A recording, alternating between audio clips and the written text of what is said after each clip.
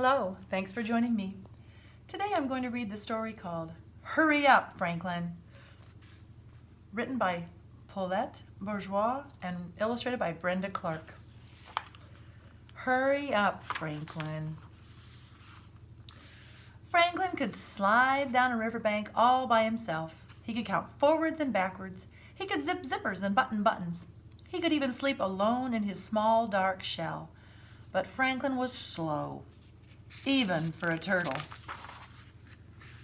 Hurry up, Franklin, pleaded his mother. Hurry up, Franklin, begged his father. Hurry up, Franklin, shouted his friends. I'll be there in a minute, said Franklin. But there was always so much to see and so much to do. Franklin was never there in just a minute. One day, Franklin was very excited. He was going to Bear's house. It was a special day, a very special day. Hurry up, said Franklin's mother. You can't be late. It wasn't far to Bear's house, just along the path, over the bridge and across the berry patch. Franklin meant to hurry, except he saw something unusual. He wandered off the path and found a rabbit bobbing up and down in the tall green grass. What are you doing? Franklin asked Rabbit. Playing leapfrog, said Rabbit. Do you want to play with me? Oh, I'm on my way to Bear's house, said Franklin. I can't be late. Oh, there's lots of time, said Rabbit, forgetting that Franklin was slow, even for a turtle. It's just along the path and over the bridge and across the berry patch. Come and play with me. Franklin knew it wasn't far, and so he said yes. Rabbit leaped over Franklin again and again, but after a while, Rabbit said, It's time to go. Hurry up, Franklin, or you'll be late.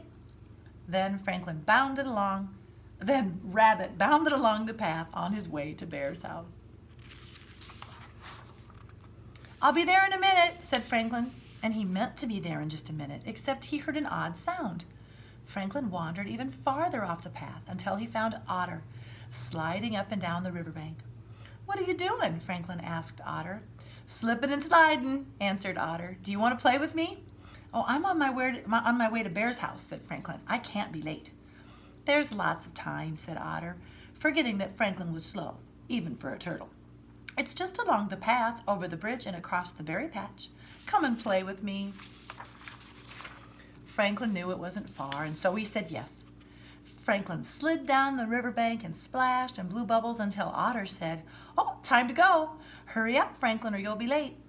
Then Otter swam away with a flick of her tail on her way to Bear's house.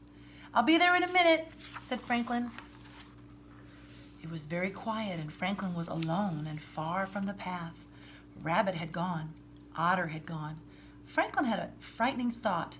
Maybe he was already too late. Franklin walked as fast as his turtle legs could walk. He hurried through the fields and along the path. He was almost at the bridge when he heard a rustle in the grass and saw a patch of reddish fur. It was Fox, hiding in the brush. Do you want to play with me? Asked Fox. I have to hurry, said Franklin. I'm on my way to Bear's house.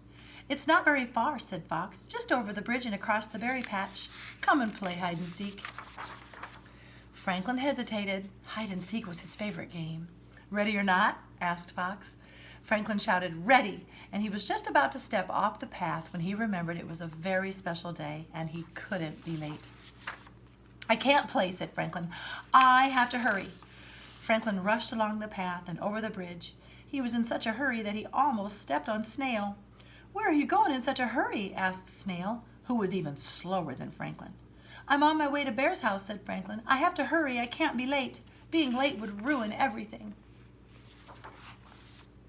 Snail began to cry. What's wrong? Asked Franklin. I'll never get to Bear's house on time, sobbed Snail. It's not very far, said Franklin, just across the berry patch. It seemed very far to Snail, and he sobbed even harder. Don't worry, said Franklin bravely. But even Franklin was worried. It was farther than he thought. It was a very big berry patch. He wished he hadn't played with Rabbit. He wished he hadn't played with Otter. He wished he hadn't wasted so much time talking to Fox. Then he remembered it was Bear's special day. There was no time to cry. He had to hurry. Come along, Snail, said Franklin, helping Snail slide onto his back. Oh, please hurry, whispered Snail. But Franklin needed no urging. He moved surely and steadily. He He hurried past the blackberries. He hurried past the gooseberries. He even hurried past the raspberries. He was almost at Bear's front gate when he remembered something important. He stopped right there at the edge of the berry patch and started picking handfuls of the ripest, plumpest, juiciest berries in the berry patch. "We don't have time to pick berries," said Snail. "You know we can't be late." Franklin whispered into Snail's right ear, and soon Snail was helping too. They picked until the bush was clean. "Hurry up," said Snail. "Please hurry up, Franklin." He hurried up Bear's path, through the front door, across the kitchen, and into Bear's living room. Rabbit was there, Otter was there, Fox was there, everyone was there. Franklin and Snail had made it just in time.